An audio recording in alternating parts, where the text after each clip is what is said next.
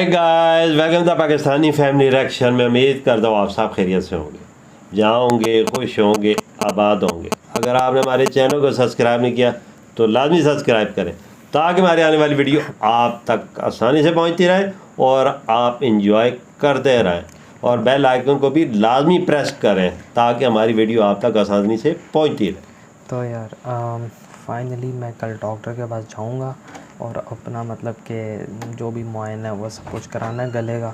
And फिर doctor ने जो आगे बोला वो करेंगे।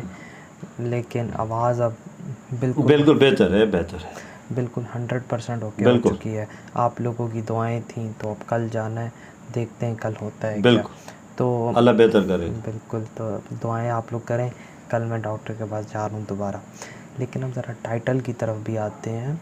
तो वीडियो का टाइटल है मतलब दुनिया के देश एक तरफ, ठीक है। इंडिया ने अपना ही रिकॉर्ड तोड़ा है और इंडिया ने 45% मार्केट कब्जा लिया है। अच्छा, ये बहुत बड़ी खबर है भैया, वीडियो वॉच करते हैं। अब ये नहीं पता कि किस चीज़ के ये चीज़ टाइटल तो है, देखते हैं क्या है।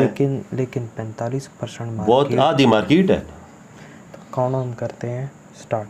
ये तो आपने भी नोटिस किया होगा कि जब भी मार्केट में कोई नया ट्रेंड या फिर कोई नई रेवोल्यूशन होती है या कोई नई टेक्नोलॉजी आती है तो मोस्ट ऑफ द टाइम्स यानी अधिकतर समय वो पहले वेस्टर्न देशों में आती है और फिर कहीं जाकर यूरोप में जो चीज चलती है और एशियन देशों तक पहुंचती है। उदाहरण के लिए अमेजोन और फ्लिपकार्ट जैसे ई कॉमर्स प्लेटफॉर्म्स को ही ले लो जिनके ऊपर हम शॉपिंग करते हैं, या फिर पेपाल और पेटीएम का कंपैरिजन कर लो। लेकिन एक चीज में भारत अब विश्व गुरु बनने जा रहा है और वो है डिजिटल ट्रांजैक्शंस, जो इस समय भारत दुनिया को सिखा रहा है कि कैसे की जाए। पैसे के लेन देन को लेकर हर कोई चिंतित रहता है। आम नागरिक से लेकर बैंक्स और बैंक से लेकर सरकारें, सभी को अपनी रेवेन्यू, अपनी आमदनी और अपने एक एक पैसे की चिंता रहती है। और जिस तरीके से ऑनलाइन फ्रॉड आज की डेट में इंटरनेट के ऊपर काफी हो रहे हैं, उसकी वजह से न सिर्फ भारत में बल्कि दुनिया भर में लोग डिजिटल ट्रांजैक्शन से दूर रहना पसंद करते हैं। लेकिन भारत के यूपीआई पेमेंट सिस्टम ने डिजिटल पेमेंट्स को रेवोल्यूशनलाइज कर दिया है। यूपीआई से पेमेंट करना इतना फास्ट, सिक्योर और सेफ है कि दुनिया का कोई भी पेमेंट मैकेनिज्म इसको टक्कर नहीं दे सकता है। 2016 में भारत में यूपीआई को इंट्रोड्यूस करने के बाद से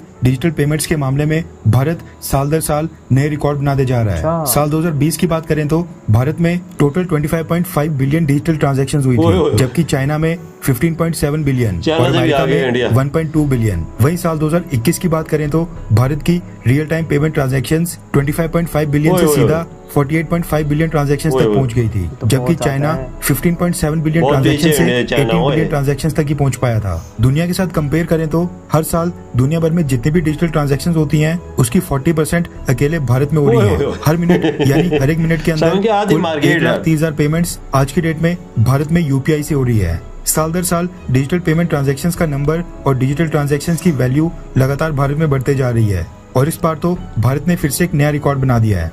रेफरेंस के लिए आपकी स्क्रीन के ऊपर द इकोनॉमिक टाइम्स के आर्टिकल का स्क्रीनशॉट है, जिसके मुताबिक भारत ने ऑनलाइन डिजिटल ट्रांजैक्शंस के मामले में दूसरे क्वार्टर यानी दूसरी तिमाही में एक नया रिकॉर्ड बना दिया है। रिपोर्ट के मुताबिक फाइनेंशियल ईयर 2022 के दूसरे क्वार्टर यानी अप्रैल, मई और जून महीने का डेटा सामने आ चुका है। इंडियन डिजिटल पेमेंट रिपोर्ट के मुताबिक दूसरी तिमाही यानी अप्रैल, मई और जून तिमाही में भारत में कुल 20.6 बिलियन ऑनलाइन ट्रांजैक्शंस हुई हैं, जिनकी टोटल वैल्यू 36 ट्रिलियन रुपीस है। डिजिटल ट्रांजैक्शंस में डेबिट कार्ड से लेकर credit card, online bank transfer से लेकर यूपीआई सब इंक्लूड होता है। वहीं रिपोर्ट के मुताबिक डिजिटल ट्रांजैक्शंस में दूसरी तिमाही में सबसे बड़ा शेयर रहा था यूपीआई पेमेंट्स का। रिपोर्ट के मुताबिक 20.5 बिलियन ट्रांजैक्शंस में से 17.4 बिलियन यानी 84% ट्रांजैक्शंस यूपीआई से हुई थी। 8% ट्रांजैक्शंस डेबिट और क्रेडिट कार्ड से, जबकि बाकी की 7% ऑनलाइन बैंकिंग मोड से। इस डेटा को अगर हम पहले क्वार्टर से कंपेयर करें तो पहले क्वार्टर यानी जनवरी, फरवरी और मार्च महीने में 9.36 बिलियन ऑनलाइन ट्रांजैक्शंस हुई थी, जबकि सेकंड क्वार्टर में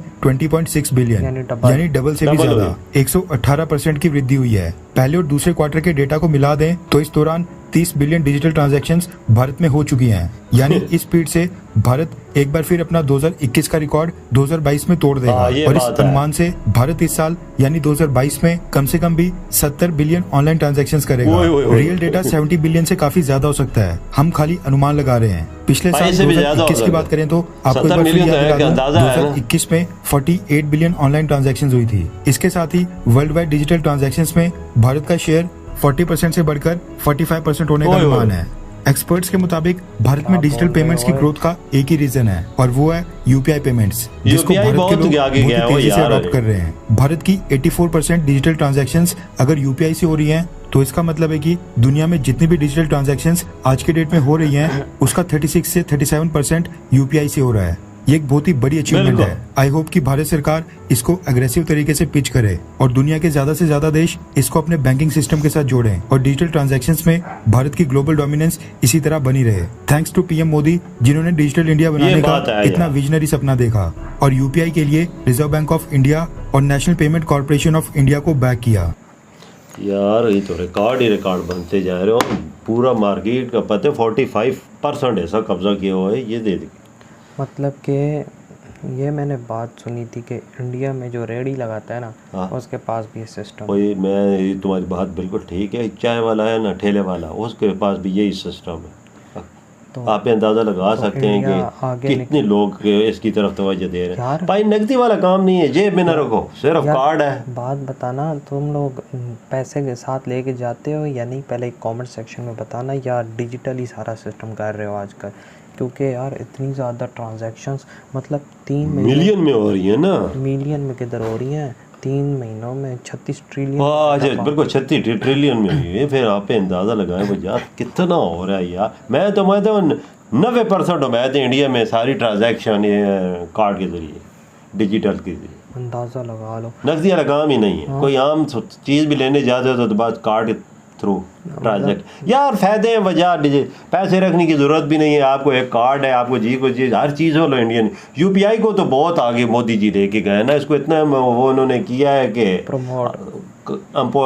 क्या बोलते हैं उसको, प्रमोट किया है कि प्रमोट किया है कि इसकी इंडिया में हर जगह पे मतलब ये यूपीआई चल पड़ा है। हाँ ना। और मतलब कि अब इसको आई थिंक बाहर के देशों से भी जोड़ा जा रहा है ताकि इंटरनेशनल काफ़ी मुल्कों में जोड़ चुका है। ये दुबई में जोड़ चुके हैं इसको, और 2-3-4 देशों में जोड़ चुके हैं यूपीआई में। नेपाल में इसको जोड़ा गया है, नेपाल भी है मुझे जो पता है। दुबई तो है, 1-2-3 देश और भी हैं। लेकिन यूपीआई से दुनिया की 36 से 37% ट्रांजैक्शंस हो रही हैं।